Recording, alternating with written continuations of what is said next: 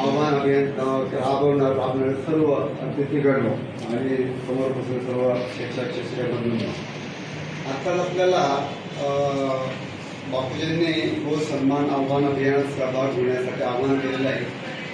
मी प्रथमतः ते इथं आले त्यांचा आभार मानेल, स्वागत करेल आणि त्या कार्यात पंकज समूह हिरिरीने सहभाग घेईल असं तुमच्या वतीने आश्वासन देऊन टाकतो।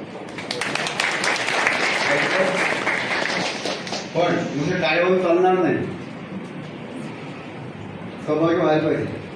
दुसरं बापू, मी तुमची माफी मागेल की मी गेल्या 2 दिवसात बिझी असल्यामुळे एकाचे मेसेज मला वाचायला वेळ भेटला नाही। मी प्रामाणिकपणे कबूल करतो, त्याच्यामुळे तुमचाही मी शुभेच्छा की वाचू शकलो नाही। गौमाता 27 एप्रिल गो सन्मान दिवस 27 एप्रिल